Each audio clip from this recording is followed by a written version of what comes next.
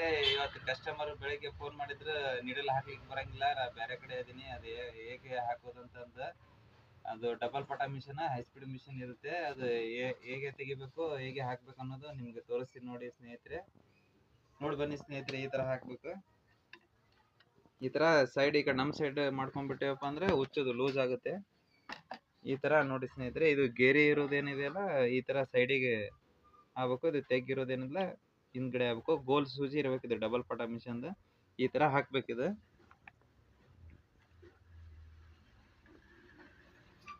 ಇದು ಪೂರಾ ನಿಡಲ್ ಎಲ್ಲಿವರೆಗೆ ಟಚ್ ಆಗುತ್ತೆ ಅಲ್ಲಿವರೆಗೂ ಟಚ್ ಮಾಡ್ಬೇಕು. ಇದು ಸ್ಟೇಟ್ ಗೇರಿ ಇರೋದೇನಿದೆಲ್ಲ ಈ ಸೈಡ್ ಆಗಿರ್ಬೇಕು.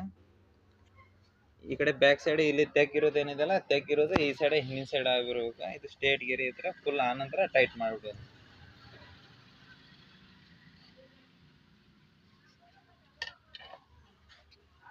ನೋಡಿ ಸ್ನೇಹಿತರೆ, ಈ ತರ ಏನಾದ್ರು ಪ್ರಾಬ್ಲಮ್ಸ್ ಇದ್ರೆ ಫೋನ್ ಮಾಡಿ.